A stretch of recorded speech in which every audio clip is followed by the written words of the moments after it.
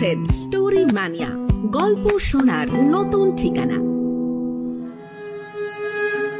দু একটা কথাবার্তার পর জয়ন্ত তাকে বিদায় দিয়ে ডেকে পাঠালেন জ্যোতিষী রামদেব শর্মাকে। রামদেব নিশ্চিন্ত মনে ঘরে প্রবেশ করেছিল। হঠাৎ এক সময় নিজের অজ্ঞাতেই তার চোখ দুটো গিয়ে ঠিকরে পড়ল ঘরের এক কোণে রক্ষিত মূর্তি দুটোর ওপরে। তার যেন মনে হলো নিহত ব্যক্তি দুজন দাঁড়িয়ে আছে তার সামনে। কি যেন মুহূর্তে শুষে নিল তার মুখের সব রক্তটুকু। একটা অস্ফুট শব্দ করেই সে অজ্ঞান হয়ে পড়ল।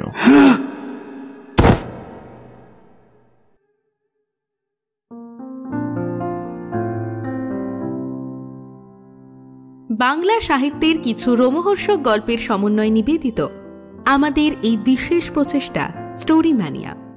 আজ আপনার জন্য হেমেন্দ্র কুমার রায়ের রচিত রক্তপাঞ্জা। চলুন আজ সরাসরি গল্পটা শুনে নিই।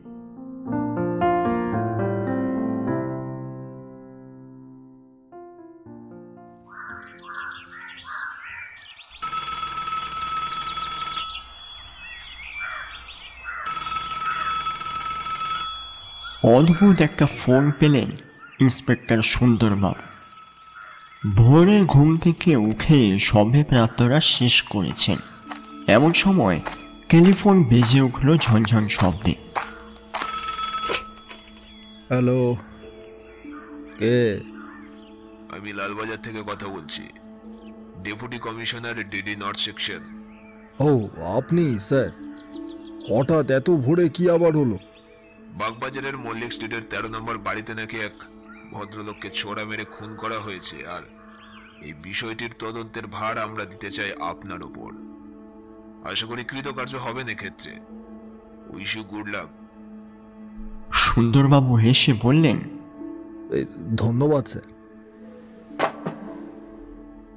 তাড়াতাড়ি পোশাক পরে তিনি যখন তদন্তে বেরিয়ে গেলেন তখন 8:30।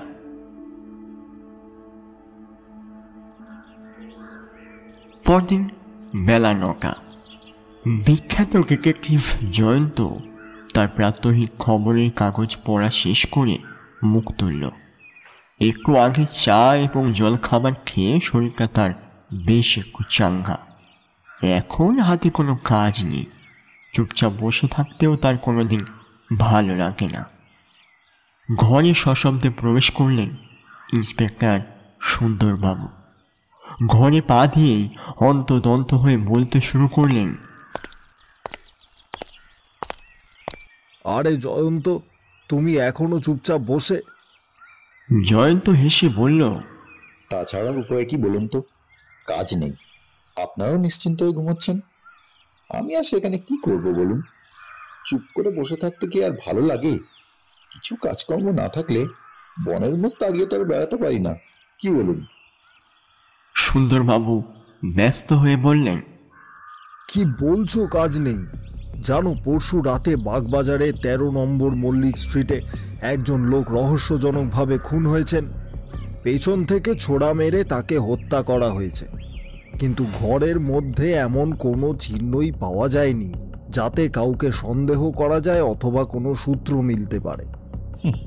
তার মানে সংক্ষেপে এই বোঝায় যে আপনারা একেবারে হাল ছেড়ে দিয়েই বসে আছেন। সুন্দরবাবু বললেন, তাছাড়া উপায়ই বা কি এক্ষেত্রে? অথচ ডেপুটি কমিশনার আমার উপরেই ভরসা করে কেসটির ভার অর্পণ করেছেন, কিন্তু আমি তো প্রায় বোকা বনে গেছি। ও, বোকা বনে গেছেন বলেই শেষ পর্যন্ত ভাঙাগুলো, অর্থাৎ আমার কাছেই ছুটে এসেছেন। সুন্দরবাবু ঠাট্টাটা গায়ে মেখে বললেন, বেশ, তাই না হয় স্বীকার করছি। এ কথা বলতে আমার লজ্জা নেই যে এসব ক্ষেত্রে তোমার মাথা আমাদের চেয়ে অনেকটা পরিষ্কার। জয়ন্ত একটু চিন্তা করে বললে, বেশ, আমার উপরেই যখন ভার দিচ্ছেন তখন কয়েকটা প্রশ্ন করছি, উত্তর দিন তো দেখি। বেশ, বলো। জয়ন্ত প্রশ্ন করল, প্রথম কথা, পিছন থেকে যখন ছোড়া মারা হয়েছে তখন এটা নিশ্চয়ই খুনের কেস, কিন্তু এছাড়া আর কোনো সূত্রই কি আশেপাশে দেখতে পাননি? একটা কথা ভুলেই গিয়েছিলাম, একটা চিহ্ন পাওয়া গেছে। সেটা আর কিছুই নয়, দালানের গায়ে একটা রক্তাক্ত পাঞ্জার ছাপ। পুরনো পাপীদের হাতের যে ছাপ লালবাজারে আছে তার সাথে মিলিয়ে দেখা গেছে যে এ কোনো পুরনো পাপীই নয়।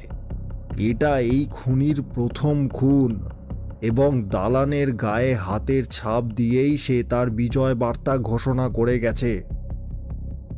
জয়ন্ত একটু চিন্তা করে বললে, আমার মনে হয় কেউ হয়তো লোকটির ওপরে পুরনো কোনো প্রতিহিংসা পোষণ করত, তাই এইভাবে হত্যা করে দালানের গায়ে রক্তাক্ত হাতের ছাপ রেখে সে যে সেটাই চরিতার্থ করলো তা প্রমাণ করতে চায়। তারপর একটু থেমে বললে, কোনো হাতের ছাপ পেয়েছেন কি দালানের গায়ে? সুন্দরবাবু একটু চিন্তা করে বললেন, বাঁ হাতের। জয়ন্ত প্রশ্ন করল, আচ্ছা, পেছন থেকে ছোড়া মারা হয়েছে ঠিক কোন দিকে? নিহত লোকটির পিঠের বাঁ পাশে না ডান পাশে? সুন্দরবাবু একটু চিন্তা করে বললেন, ছোড়া মারা হয়েছে লোকটির বাঁ পাঁজরে। লোকটি বাঁ হাতের সাহায্যেই ছোড়া মেরেছে দেখছি, সুতরাং বোঝা যাচ্ছে যে খুনি বাঁ হাত ব্যবহার করে বেশি, অর্থাৎ খুনি লেফট হ্যান্ডেড। তারপর একটু থেমে বললে, আচ্ছা সুন্দরবাবু, ছোড়ার আঘাত ছাড়া আর কোনো আঘাত কি দেখতে পেয়েছেন আপনি? না, একটি ছোড়ার আঘাতেই মৃত্যু হয়েছে। একটা কথা বলুন তো, নিহত লোকটির শরীর কি বেশ হৃষ্টপুষ্ট? হ্যাঁ, নিহত লোকটির দেহে যে যথেষ্ট শক্তি ছিল তা তাকে দেখলে বুঝতে পারা যায়। বেশ, তাহলে এটা স্পষ্টই বোঝা যাচ্ছে যে এমন একজন শক্তিশালী লোককে যে একটি ছোড়ার আঘাতেই খুন করে ফেলতে পারে তার নিজের দেহ শক্তি কম নেই, অর্থাৎ সংক্ষেপে খুনি যথেষ্ট শক্তিশালী। কি বলেন? হ্যাঁ, তা বটে। এবার বলুন, নিজে থেকে রক্তমাখা হাতের ছাপ কতটা উপরে সেটা কি বুঝতে পেরেছেন? না, তা মেপে দেখিনি, কিন্তু ছাপের উচ্চতার কি প্রয়োজন? দেখুন, কোনো লোক খুন করে ছাপ মেরে যখন পলায়ন করে তখন ঠিক হাতের সামনেই তাড়াতাড়ি ছাপ মারে। ইচ্ছা করে অনেক উঁচুতে কিংবা অনেক নিচুতে মারবার মতো তার কিন্তু কোনো অবকাশ থাকে না। হ্যাঁ, তাও বটে। তার থেকে অনুমান করা যায় খুনির দেহের দৈর্ঘ্য। অবশ্য পাঞ্জার ছাপটা যে ক ইঞ্চি লম্বা সেটাও কিন্তু জানা প্রয়োজন। আচ্ছা, ফোনে তোমায় আমি জানাবো।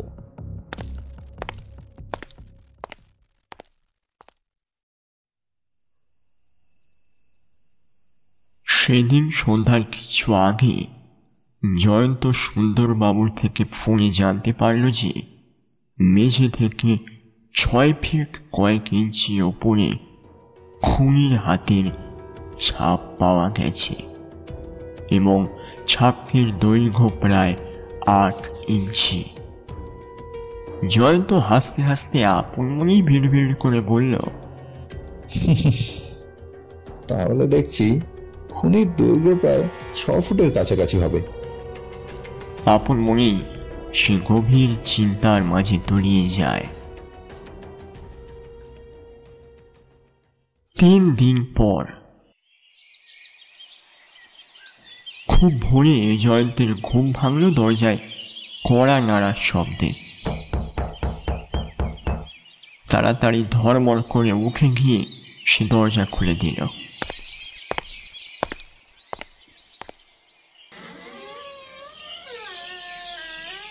দেখা গেল ইন্সপেক্টর সুন্দরবাবুকে।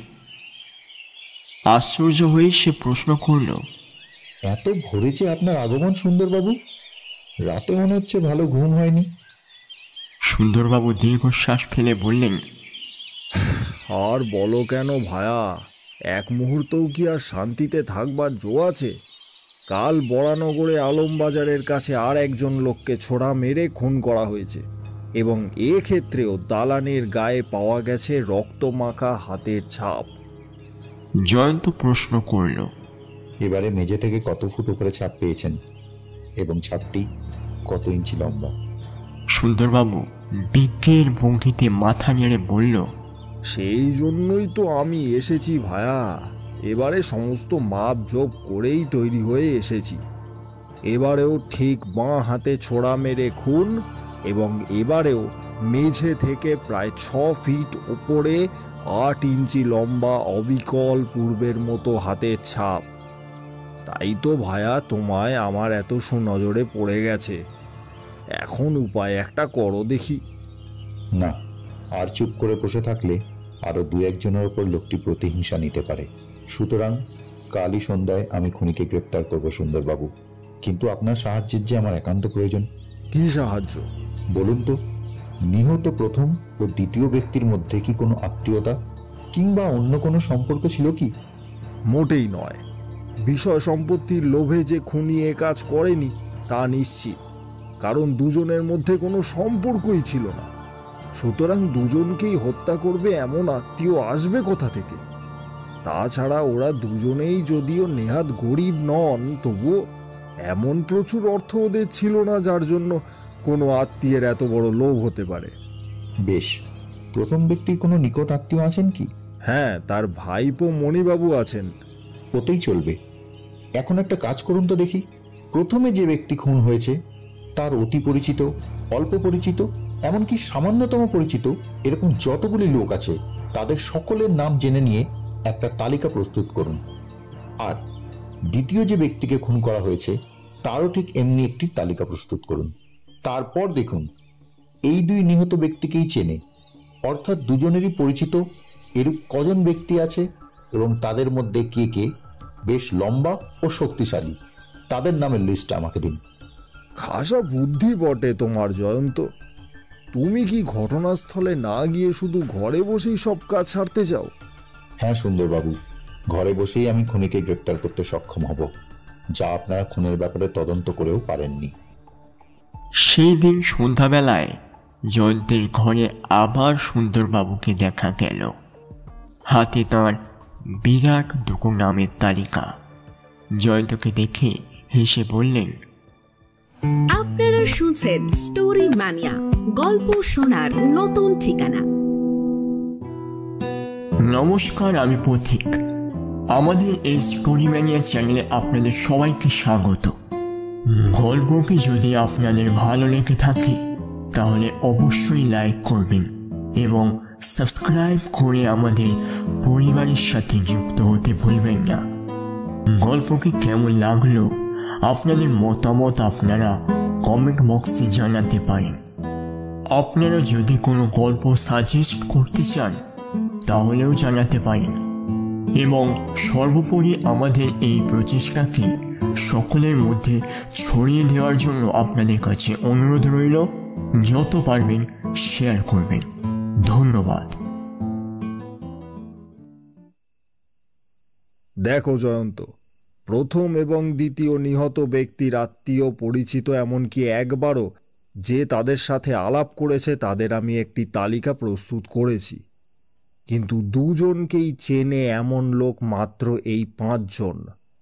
তার মধ্যে আবার 6 ফুট লম্বা শক্তিশালী ব্যক্তি এই 3 জন। এদের নাম আমি লাল কালি দিয়ে দাগ দিয়ে রেখেছি। জয়ন্ত প্রশ্ন করল, অপর 2 জন? ওরা নেহাত বেঁটে আর রোগা, সুতরাং ওদের দ্বারা যে হত্যা সম্ভব হয়নি তা নিশ্চিত সত্য। ঠিক, এখন এই 3 জনের নাম ও পরিচয় আমি জানতে চাই। মোটামুটি যা জানা আছে দেখো, প্রথম জন একজন রেসের বুকি, নাম তার অমর সিং। দ্বিতীয় জন চক্রধরপুরের জমিদার রামতারণ বোস, এবং তৃতীয় ব্যক্তি একজন শাস্ত্র পণ্ডিত জ্যোতিষী, যিনি ওদের 2 জনকেই শক্তি মন্ত্রে দীক্ষিত করেছিলেন। তার নাম রামদেও শর্মা। লোকটির আসল বাড়ি বিহার, তবে বাংলায় বেশ কথা বলতে পারে। জয়ন্ত জিজ্ঞেস করল, ওরা 2 জনেই ছিলেন কি শক্তি মন্ত্রের উপাসক? সুন্দরবাবু শুধু বললেন, এবার তাহলে খুনিকে ধরবার ব্যবস্থা করি, কি বলেন? কিন্তু তুমি কি করে জানবে যে আসল খুনি কে? দেখুন, আসল খুনি ধরা পড়ে দোষ পর্যন্ত স্বীকার করতে বাধ্য হবে। জয়ন্তের বাড়িতে বসেছে একটা চায়ের বৈঠক। উপস্থিত আছেন জয়ন্ত, মানিক, সুন্দরবাবু, 2 জন ছদ্মবেশী পুলিশ ইন্সপেক্টর আর ওরা তিনজন অমর সিং, চক্রধরপুরের জমিদার রামতরণ বোস এবং জ্যোতিষী রামদেও শর্মা। চায়ের বৈঠকে সাধারণ নানা আলোচনা চলছিল। হঠাৎ সুন্দরবাবু বলে উঠলেন, অমরবাবু, জয়ন্তবাবু পাশের ঘরে আপনার সাথে কয়েকটা কথা বলতে চান। আপনার অসুবিধা হবে না তো? অমরবাবু হেসে বললেন, আরে না না, অসুবিধা আর কি। জয়ন্ত অমরবাবুর সাথে পাশের আধো অন্ধকার ঘরটিতে প্রবেশ করল। অমরবাবু ঘরের মধ্যে পা দিয়ে চমকে উঠলেন। আধো অন্ধকার ঘরে এখন ঠিক যেন নিহত ব্যক্তি দুজন দাঁড়িয়ে আছে। তাদের বাঁ পাঁজরে ছোড়া বাঁধানো, রক্তে দেহ ভেসে যাচ্ছে, মুখে আতঙ্কের চিহ্ন। জয়ন্তের দিকে চেয়ে অমরবাবু প্রশ্ন করলেন, এটা কি জয়ন্তবাবু? জয়ন্ত হেসে বলল, আরে ও কিছু না, ও শুধু আমার একটি খেয়াল মাত্র। তার মানে? মনে করছি এবার থেকে নিহত ব্যক্তিদের একটা করে মোমের পুতুল তৈরি করে আমার এই ঘরটায় সাজাবো একে একে। অমরবাবু হেসে বললেন, আচ্ছা, অদ্ভুত খেয়াল তো মশাই আপনার। হ্যাঁ, ডিটেকটিভদের অবশ্য মাঝে মাঝে এরকম অদ্ভুত খেয়াল হয়েই থাকে, তবে এরও নিশ্চয়ই কোনো অর্থ আছে। দু একটা কথাবার্তার পর জয়ন্ত তাকে বিদায় দিয়ে ডেকে পাঠালেন জ্যোতিষী রামদেও শর্মাকে। রামদেও নিশ্চিন্ত মনে ঘরে প্রবেশ করেছিল। হঠাৎ এক সময় নিজের অজ্ঞাতেই তার চোখ দুটো গিয়ে ঠিকরে পড়ল ঘরের এক কোণে রক্ষিত মূর্তি দুটোর ওপরে। তার যেন মনে হলো নিহত ব্যক্তি দুজন দাঁড়িয়ে আছে তার সামনে। কি যেন মুহূর্তে শুষে নিল তার মুখের সব রক্তকুকু। একটা অস্ফুট শব্দ করেই সে অজ্ঞান হয়ে পড়ল। সবাই ঝুঁকে এলো, চারিদিকে হয়ে হুল্লোড় বেঁধে গেল। সুন্দরবাবুও ঘরের ভেতরে প্রবেশ করলেন। তার দিকে চেয়ে জয়ন্ত বললে, এই নিন সুন্দরবাবু, আপনার খুনি। এক্ষুনি এনাকে গ্রেপ্তার করুন। জ্ঞান ফিরে পাওয়ার পর জয়ন্ত তার দিকে চেয়ে হেসে প্রশ্ন করল, আপনার অপরাধ আমরা জানতে পেরেছি, সুতরাং এবারে দোষ স্বীকার করুন, তাহলে হয়তো শাস্তির পরিমাণ কিছুটা কম হলেও হতে পারে। জ্যোতিষী রামদেও শর্মা দোষ স্বীকার করল। জয়ন্তের প্রশ্নের উত্তরে তিনি সংক্ষেপে জানালেন তার হত্যার কারণ। রামদেও শর্মা যে কাহিনী বলল তা অতি রহস্যজনক। রামদেও আসলে খুব বড় জ্যোতিষী ছিল না। জ্যোতিষী সেজে কেবল লোকের মনের খবর বের করে নিত, তারপর অন্য একজন লোকের নাম দিয়ে চিঠি লিখে জানাতো তাকে প্রচুর টাকা না দিলে সে সব রহস্য ফাঁস করে দেবে। আসলে সে ছিল একজন ব্ল্যাকমেলার। পুলিশ কিন্তু তার উপরে কোনোদিন সন্দেহ করেনি। নিহত ব্যক্তি দুজন এবং আরও 4-5 জন লোককে সে ব্ল্যাকমেল করেছে, কিন্তু তাদের মধ্যে অনেকেই পরে টাকা দিতে অস্বীকার করে। নিহত ব্যক্তি দুজনও তাদের মধ্যে অন্যতম, যদিও তারা দুজনেই তাকে ভক্তি করত এবং তার কাছেই শক্তিমন্ত্রে দীক্ষা নিয়েছিল। কিন্তু পরে তারা বেঁকে বসে যখন তার আসল রূপ ওদের কাছে প্রকাশ হয়ে পড়ে। ওদের মতো আরও অনেকে রামদেও শর্মার কবল থেকে পালিয়ে আত্মরক্ষা করে এবং চক্রধরপুরের জমিদার রামতরণ বোসও তাদের মধ্যে অন্যতম।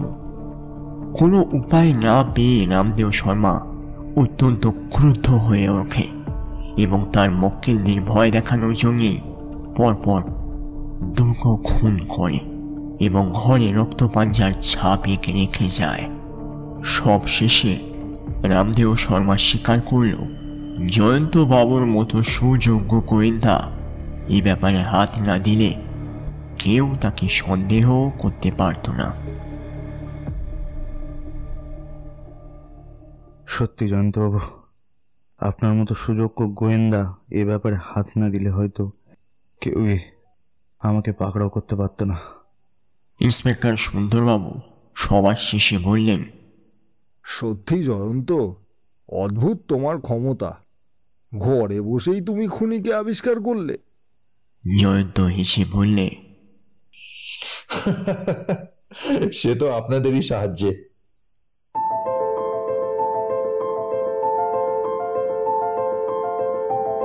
শুনলেন আজকের গল্প রক্তপাঞ্জা। গল্পকথকের ভূমিকায় পথিক, ডেপুটি কমিশনার তুহিন, ইন্সপেক্টর সুন্দরবাবু প্রদীপ্ত, জয়ন্ত সৌরভ, রামদেও রিভু, অমরবাবু রকি এবং সাথে সূত্রধরের ভূমিকায় আমি খুশি।